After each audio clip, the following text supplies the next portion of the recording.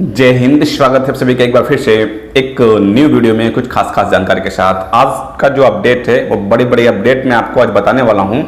आज का अपडेट जो है कि जो बच्चे 10 और 12 में पढ़ रहे हैं और जिनके पास सुविधा नहीं है ऑनलाइन क्लासेस का, जैसे कि आपको मालूम है कि ऑनलाइन क्लास करवाया जा रहा है, तो ऑनलाइन क्लास का सुविधा नहीं है उसके पास, तो सरकार के द्वारा उसको मोबाइल और लैपटॉप दिया जाएगा। दूसरी जो अपडेट है वो ये है कि आपका जो कमेटी गठित की गई है, आपका जो रिजल्ट निकलने वाली है, तो इंटरनल असेसमेंट के लिए तो कमेटी का गठन किया गया है कि नहीं किया गया है उस पर अपडेट है। और तीसरी जो अपडेट है वो ये आपके कि जो आप मदरसा और मध्यमा का जो बच्चे थे तो उनका भी फॉर्म फिलअप करवाया जा रहा है, तो उन लोगों का भी कहना है कि जब 10 और 12 वाले का जो मेन परीक्षा उन लोगों का होता है तो उनका कैंसिल किया गया है, रद्द किया गया है, तो मदरसा मध्यमा वाले को भी रद्द करना चाहिए और बिना एग्जाम लिए उनको भी पास करना चाहिए। ठीक है, तो चलिए जानते हैं खबरों को विस्तार से। तो पहला जो अपडेट आपका है कि 10 वाले और 12 वाले जो इस सेशन के हैं 2021-22 के, तो बहुत सारे बच्चे हैं जिनके पास मोबाइल की सुविधा नहीं है, तो वो ऑनलाइन क्लास कैसे करेंगे। तो उनको ऑनलाइन क्लास करवाने के लिए जो स्कूली विभाग के द्वारा आवेदन तैयार किया गया है और उस आवेदन को वित्त विभाग को भेज दिया गया है कि लगभग 42 लाख बच्चे जो हैं वो ऑनलाइन क्लास नहीं कर पा रहे हैं, उनके पास मोबाइल की लैपटॉप की सुविधा नहीं है, तो वो ऑनलाइन क्लास नहीं कर पा रहे हैं।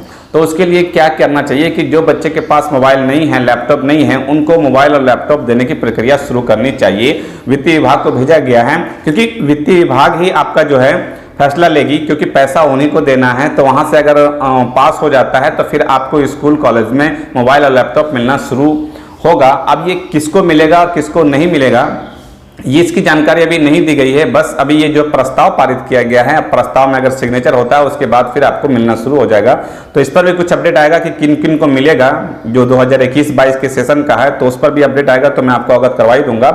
और दूसरा कि एक घटना है, जो घटना के बारे में आप लोगों ने शायद सुना होगा, न्यूज़ में भी दिया गया है, आज पेपर में दिया गया है कि जमशेदपुर में एक बच्ची है जो सड़क किनारे आम बेच रही थी, तो उनसे पूछा गया रीजन, कारण कि आम बेचने का, आप क्यों बच्चे हैं, आप क्यों आम बेच रहे हैं। तो उनका ये कहना था कि मेरे घर में पैसा नहीं है, मोबाइल नहीं है और क्लासेस ऑनलाइन हो रही है, पढ़ाई मेरी नहीं हो रही है, तो मैं आम बेचकर जो पैसा कमाऊंगी उससे मैं अपना मोबाइल खरीदूंगी और फिर ऑनलाइन क्लास करूंगी।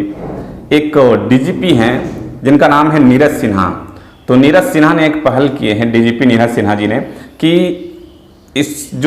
जिनके पास 2 मोबाइल है, जिनके पास पुराना मोबाइल है, जिनके पास पुराना लैपटॉप है, तो वो दान करें और वो दान किया हुआ लैपटॉप और मोबाइल को जिन बच्चों को ज़रूरत है, गरीब बच्चों को लैपटॉप मोबाइल का, तो उन तक पहुंचाने के काम किया जाएगा। तो ये आपकी मतलब पुलिस के द्वारा करवाया जा रहा है और हो सकता है कि सभी ज़िले में इसको लागू किया जाए कि सभी जो पुलिस स्टेशन हैं वहाँ पर जाके अपना अपना मोबाइल और लैपटॉप दान करे और फिर वहाँ से जो बच्चे को नीडी है, जो बच्चे की ज़रूरत है, जो गरीब बच्चे जो ऑनलाइन क्लास नहीं कर पा रहे हैं, तो उनको दिया जाएगा। और स्कूल के द्वारा भी अब ये पारित किया गया है, लेकिन अब इस पर जो वित्त विभाग है उस पर उसकी मुहर लगती है, सिग्नेचर होती है, उसके बाद फिर आपको लैपटॉप मोबाइल दिया जाएगा। ठीक है, दूसरी जो अपडेट है वो इम्पोर्टेंट अपडेट आपके आंतरिक मूल्यांकन को लेकर है कि आंतरिक मूल्यांकन का कमेटी जब तक गठित नहीं होगी तो आंतरिक मूल्यांकन दिया नहीं जाएगा, और जब तक आंतरिक मूल्यांकन नहीं दिया जाएगा तो फिर आपको मार्क्स कैसे दिया जाएगा, मार्क्स कैसे पोर्टल पर अपलोड किया जाएगा, और मार्क्स पोर्टल पर अगर अपलोड करने में लेट होती है तो आपकी रिजल्ट की प्रक्रिया भी लेट हो जाएगी, है ना। इसलिए आंतरिक मूल्यांकन के लिए जो कमेटी है, आपको लगातार मैं आपको बताता जा रहा हूं कि जो कमेटी है उनको 2 दिन का समय दिया गया था, तो क्या जो कमेटी के गठित हुई है या फिर नहीं हुई है। मैट्रिक इंटरमीडिएट के रिजल्ट को लेकर स्कूल कॉलेज में आंतरिक मूल्यांकन की प्रक्रिया शुरू कर दी गई है। झारखंड एकेडमिक काउंसिल के निर्देश के बाद विद्यालय स्तर पर इसके लिए कमेटी गठित की गई है। अधिकतर स्कूल कॉलेज में कमेटी गठन की प्रक्रिया पूरी हो गई है। अधिकतर स्कूल कॉलेज में जो है कमेटी की जो प्रक्रिया गठन की वो पूरी हो चुकी है, क्योंकि उनको 2 दिन का समय दिया ही गया था, तो पूरी हो चुकी है।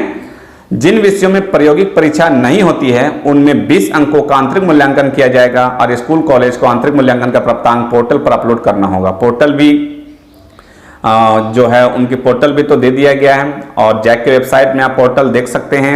और 20 अंकों को जो आंतरिक मूल्यांकन है उनको देना है। कमेटी गठित हो गई है और कमेटी गठित होने के बाद अब उनका सिर्फ काम क्या है कि पोर्टल पर क्या करना है, अपलोड करना है। जो कमेटी गठित मतलब अब वो लोग बैठाएंगे अपना इंटरनल असेसमेंट, ठीक है ना। अब बहुत सारे बच्चे पूछ रहे थे इंटरनल असेसमेंट के लिए कॉलेज जाना होगा, स्कूल जाना होगा। तो इंटरनल असेसमेंट के लिए स्कूल कॉलेज नहीं जाना होगा, प्रैक्टिकल एग्जाम होगा तो उसके लिए जाना होगा। इंटरनल असेसमेंट के लिए स्कूल कॉलेज नहीं जाना होगा। और दूसरी है नेक्स्ट अपडेट जो है कि मदरसा मध्यमा के विद्यार्थी को सीधे पास करने की मांग।